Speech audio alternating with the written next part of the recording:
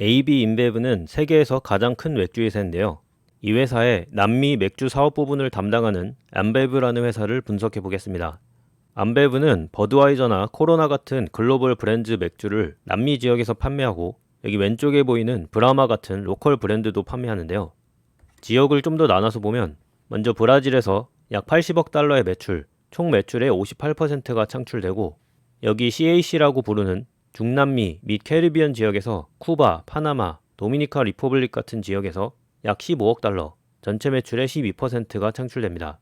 여기 녹색의 LAS는 라틴 아메리카 사우스라는 지역인데, 아르헨티나, 볼리비아, 칠레 등이 포함되고 약 23억 달러, 총 매출의 17%가 창출되고, 마지막으로 캐나다 지역에선 약 16억 달러, 전체 매출의 12%가 창출됩니다.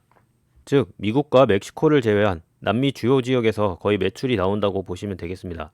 이렇게 넓은 지역에서 가장 큰 맥주 회사인 포지션임에도 불구하고 최근 1년간 주가가 30% 빠졌고, 코로나 때부터 5년 기간으로 보면 반토막이 난 상태인데요. EV/EBITDA 배수로 봐도 최근 10년간 현재 가격이 가장 싼 상태입니다. 재무 분석의 첫 단계로 15년간의 ROE를 보면 평균 25.9%로 상당히 만족스러운 값을 보이고 있는데요. 다만 여기 오른쪽에 보이는 것처럼 최근 이 ROE 트렌드가 좀 하락했기 때문에 듀퐁 분석을 통해서 이 하락 원인을 더 보겠습니다. 여기 주황색의 파이낸셜 레버리지는 소폭 하락한 상태이고, 녹색의 에셋 턴오버는 약 10% 정도 소폭 상승했는데요. 하지만 ROE에 가장 큰 영향을 미친 건 여기 노란색 선으로 보이는 순이익 마진이 10년 전 약 30%에서 최근 17, 18%대로 많이 하락했다는 겁니다. 여기 하늘색으로 보이는 암베브의 매출은 오르락 내리락 하면서도 비슷한 수준을 계속 유지했는데요. 다만 GP 마진, EBIT 마진 모두 이렇게 계속 하락하는 추세에 있었기 때문에 전반적인 회사 이익률이 떨어진 것이고, 이건 여기 EBITDA 지수로 봐도 같은 트렌드임을 확인할 수가 있습니다. 최근 3, 4년 정도에는 이 하락세가 멈추고 안정권에 도달한 모습이네요. 현금 흐름을 보면 여기 녹색에 보이는 것처럼 자유현금 흐름이 보라색 선의 회계상의 당기 순이익보다 지속적으로 더 높게 나타나는, 그러니까 현금 흐름 측면에서는 상당히 좋은 모습을 보이고 있고요. 이런 게 가능한 이유는 글로벌 맥주 브랜드를 기반으로 한 컨슈머 사업이기도 하고, 또 여기 보이는 것처럼 감가상각이 되는 것만큼 딱 그 정도만 재투자를 하면 되기 때문에 현금 흐름이 좋은 편인 걸 확인할 수가 있습니다. 그리고 이 회사는 번 돈의 80% 정도를 꾸준히 배당금으로 지급하고 있는데요. 다만 여기서 배당금 추이가 오르락내리락 하는 건 이익 자체의 감소도 있지만 달러 환율의 영향도 기여를 했다고 볼 수 있습니다. 이렇게 꾸준히 배당을 지급한 반면 앞서 본 대로 주가는 많이 하락했기 때문에 현재 배당 수익률은 약 6%에 이르고 있는데요. 다만 좀 주의할 건 보통 분기 배당을 지급하는 글로벌 회사들과는 다르게 암베브는 1년에 한 번만 배당금을 지급하고 있다는 겁니다.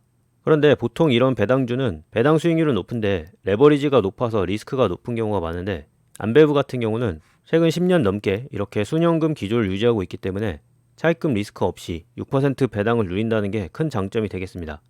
이런 구조를 가지고 있는 이유는 앞서 설명드린 대로 이 암베브라는 회사의 모회사가 글로벌 맥주 회사인 AB 인베브가 이 자회사의 3분의 2 지분을 아직도 가지고 있고, 이 모회사 레벨에서 뎁투 EBITDA 약 4배 정도의 레버리지를 가지고 있기 때문에 자회사가 창출하는 현금 흐름을 배당으로 다 가져가고 그 배당금으로 차입금을 갚는 구조입니다. 그러니까 지주사 입장에서는 계속 배당을 하는 게 오히려 유리한 상황이고, 저희는 소수 주주로도 차입금 리스크 없이 이 배당금 수혜를 누릴 수 있다는 게 이 암베브의 장점이라도 볼 수가 있겠는데요. 다만 단순히 좋은 배당주다 이렇게 평가하기에는 앞서 본 것처럼 영업의 지속적인 하락이 있기 때문에 이걸 조금 더 들여다볼 필요가 있어 보입니다. 매출 추이를 이렇게 지역별로 나눠서 보면 가장 큰 비중을 차지하는 브라질, 여기 보라색으로 표현되어 있죠. 그리고 노란색으로 표현된 라틴 아메리카 사우스 지역에서의 매출이 상당히 저조한 걸 확인할 수 있습니다.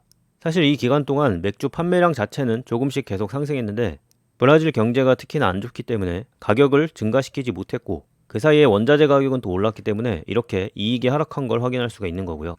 지역별 이익 추이를 이렇게 보면 역시나 보라색의 브라질이 뚜렷한 하락세를 보여주고 있고, 노란색 지역도 상당히 저조합니다.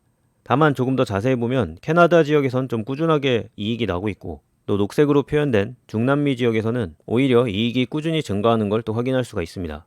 어쨌든 이렇게 이익이 하락한 데에는 브라질의 영향이 큰데, 여기 그래프에 보이는 것처럼 브라질 대 미국 달러 환율이 브라질 가치가 계속 하락하는 방향으로 이렇게 움직였기 때문에 저희가 달러로 환산한 결과를 보면 이익이 더 많이 하락한 것으로 보이는 거죠.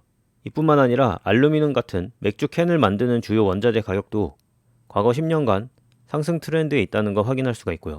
그래서 이런 이유들이 복합적으로 작용해서 최근 10년간의 안배부 이익 하락을 주도했다고 볼 수 있습니다. 마지막 섹션으로 긍정적, 부정적 의견들을 정리해보면 먼저 긍정적으로는 여기 ROE 그래프에서 봤던 것처럼 맥주 비즈니스 자체가 퀄리티가 좋은 비즈니스로 여겨지기 때문에 최근에 상황이 안 좋다 하면서도 꾸준히 10% 후반, 20%대의 이익을 낼 수 있다는 게 근본적인 강점이 되겠고요.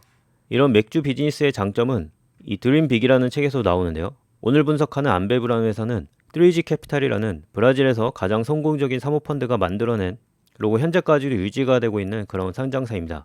그리고 제가 썼던 이 책에서도 KKR이라는 글로벌 사모펀드가 한국에 있는 오비 맥주를 LBO 형태로 투자했다가 안배우의 모회사인 AB 인베브한테 다시 되팔았는데 이런 케이스들을 통해서 알 수 있는 게 맥주 비즈니스 자체의 강점이라고 할 수 있겠고요.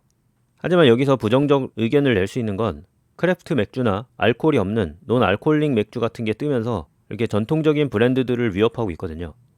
그런데 이런 트렌드가 시작된 게 몇 년이 됐는데 전통적 맥주 회사도 이에 대한 대응을 하고 있고 아직 이걸로 인해서 맥주 비즈니스 자체가 나빠졌다 이렇게까지 결론이 나진 않았기 때문에 지속적으로 더 관찰할 만한 요소가 되겠습니다. 근데 어쨌든 이런 경쟁 심화의 연장선으로 부정론자들은 안배부의 이익이 감소한 걸 그 증거로 삼을 수가 있겠고요. 그리고 여기서 가장 큰 비중을 차지한다고 말씀드렸던 브라질의 상태가 정치적으로나 매크로 경제적으로나 계속 혼란스러운 상황이 이어지고 있기 때문에 단기적으로 이 회사의 이익이 증가할 만한 요인은 없다. 이게 부정론자들이 또 집중하는 요소가 되겠습니다. 여기서 긍정론자들이 반론하는 건 현재 주가 자체가 역사적으로 가장 낮은 시점에 있는데 심지어 차익금도 없기 때문에 안배부라는 회사는 이 이익을 당장 늘리지 않더라도 현재 상황만 유지된다고 해도 주주들이 상당히 괜찮은 수익을 낼 수 있는 구간이다. 이렇게 주장을 하는데요. 더군다나 경영진이 이 상황을 활용해서 최근 자사주 매입을 계속 늘리고 있는 상황이기 때문에 장기 투자자 입장에서는 특별히 상황 개선이 되지 않아도 그러니까 현 상황만 유지돼도 15%대의 높은 수익률을 낼 수 있는 구간이다. 이렇게 주장을 하고 있습니다.